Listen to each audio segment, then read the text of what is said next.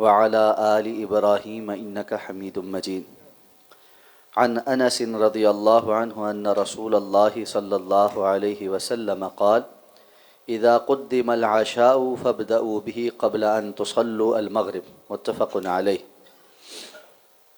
حضرت انس رضی اللہ تعالیٰ عنہ سے روایت ہے کہ جناب نبی کریم صلی اللہ علیہ وسلم نے ارشاد فرمایا، جب رات کا کھانا پیش ہو جائے تو مغرب کی نماز ادا کرنے سے پہلے کھانا کھانے کی ابتدا کرو. یہ حدیث مبارکہ صحیح بخاری اور صحیح مسلم کی متفق علیہ روایت. نماز میں خشوع اور خضوع سے متعلق احادیث مبارکہ ذکر ہو رہی ہیں. اس حدیث مبارکہ کو ذکر کر کے مسئلہ جو ثابت کیا گیا ہے وہ یہ ہے کہ نماز کی ادائیگی میں، اس کے خشوع خضوع میں، توجہ میں اگر کوئی چیز رکاوٹ بن رہی ہو تو پہلے اس کام کو مکمل کرنا چاہیے اور پھر توجہ کے ساتھ نماز ادا کرنی چاہیے.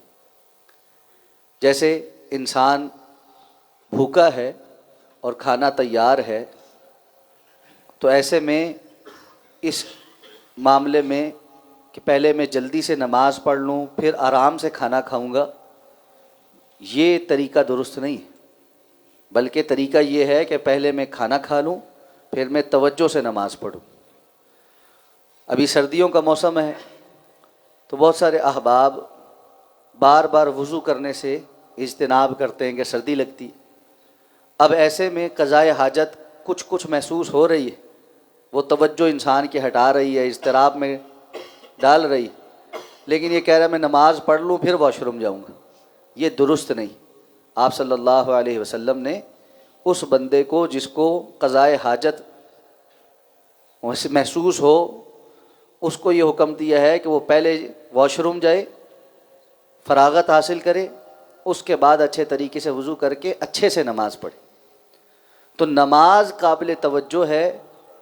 باقی چیزیں جو انسان کی فطری ضروریات میں سے ہوں، اگر وہ اس کی توجہ نماز سے کھینچ رہی ہیں اور اس کی وجہ سے وہ جلدی نماز پڑھ کر ان کی طرف جانا چاہتا ہے تو حکم یہ ہے پہلے وہ ضرورت پوری کر اور اس کے بعد توجہ سے نماز پڑھ.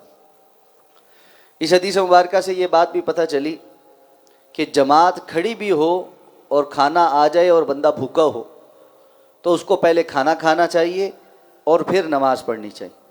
حضرت عبداللہ ابن عمر رضی اللہ تعالیٰ عنہما کے متعلق آتا ہے کہ کھانا آتا، وہ کھانا کھا رہے ہوتے، نماز کھڑی ہو جاتی اور ان کو نماز کی آواز آ رہی ہوتی، اس کے باوجود وہ پہلے کھانا مکمل کرتے اور اس کے بعد نماز پڑھتے. تیسری چیز، 2-3 لقمے 4 لقمے کھانا کھا کے پھر نماز کے لیے کھڑے ہو جانا کہ باقی میں نماز پڑھ کر مکمل کر لوں گا، یہ بھی درست نہیں. اس میں بھی توجہ انسان کی کھانے کی طرف ہی لگی، تو اس لیے اس کو کھانا مکمل کھا کے پھر نماز پڑھنی چاہیے.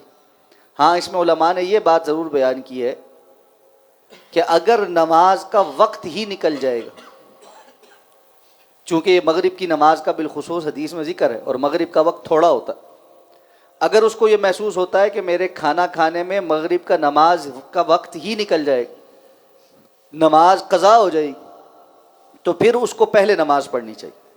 اس لیے کہ نماز کا قضا کر دینا اس کی کوئی گنجائش نہیں ملتی. انسان ہوش حواس میں ہے تو وہ نماز قضا نہیں کر سکتا. اگر اس کے ہوش حواس ہی معطل ہیں تو النائم حتی یستیقظ، وہ بندہ جو سویا رہ گیا یہاں تک کہ وہ جاگ جائے.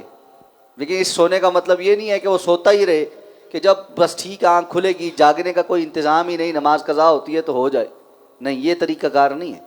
اس نے انتظام کیا ہے، اٹھنے کا الارم لگایا، اہتمام کیا، لیکن نہیں آنکھ کھلی.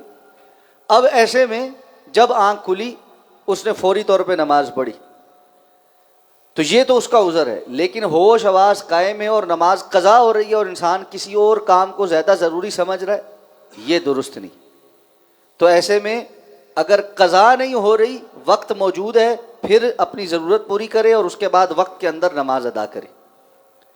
اس حدیث مبارکہ سے یہ بھی پتہ چلتا ہے کہ آپ صلی اللہ علیہ وسلم کے زمانے میں رات کا کھانا مغرب سے تھوڑا پہلے کھایا جاتا تھا. عشاء جو ہے وہ شام کے کھانے کو کہتے ہیں، اور غدا دوپہر کے کھانے کو کہتے ہیں، کیونکہ ہماری تو ترتیب ساری الٹ گئی ہے۔ ہمارا ناشتہ 10-11 بجے ہوتا ہے، دوپہر کا کھانا 3-4 بجے ہوتا ہے، اور رات کا کھانا 10 بجے 11 بجے ہوتا ہے، اور اس کی وجہ سے صحت بھی ساری بگڑ گئی۔ طریقہ یہ تھا صبح انسان جلدی اٹھے، فجر کے بعد ناشتہ کرے، اور ظہر سے تھوڑا پہلے ظہر کا کھانا کھا لے، اور اس کے بعد تھوڑا قیلولہ کر کے پھر ظہر کی نماز پڑھے، اور ظہر کے بعد باقی کے کام کرے، اور مغرب سے تھوڑا پہلے رات کا کھانا کھائے، اور عشاء کی نماز کے بعد سو جائے۔ یہ وہ بایولوجیکل کلاک ہے جو اللہ نے متعین کی ہے۔ جو لوگ اس بایولوجیکل کلاک پہ رہیں ان کی صحت میں، اور جو اس کو بگاڑتے ہیں ان کی صحت میں زمین آسمان کا فرق ہوتا ہے۔ تو اللہ کے رسول صلی اللہ علیہ وسلم کے دور میں ایسا ہوا کرتا تھا کہ مغرب سے پہلے رات کا کھانا کھاتے تھے۔ بہرحال یہ کوئی فرض نہیں ہے، ظاہر بات ہے جیسے جیسے لوگوں کے حالات ہیں، آپ سارے معاشرے کے سے کٹ کر بھی نہیں چل سکتے۔ اپنی اپنی ضروریات، احتیاجات، کام کی نوعیت کے حساب سے انسان نے بہت سارے فیصلے کرنے ہوتے ہیں۔ تو اگر کسی کی مجبوری ہے تو وہ جس وقت میسر ہے یا جو گھر میں کھانا کا وقت ہے اس پر کھانا کھائے گا، لیکن اللہ کے رسول کے دور میں ایسے ہوتا تھا۔ اللہ تعالی ہمیں سمجھ کر عمل کرنے کی توفیق عطا فرمائے۔ سبحانک اللہم و بحمدک، نشہد ان لا الہ الا انت، نستغفرک و نتوب۔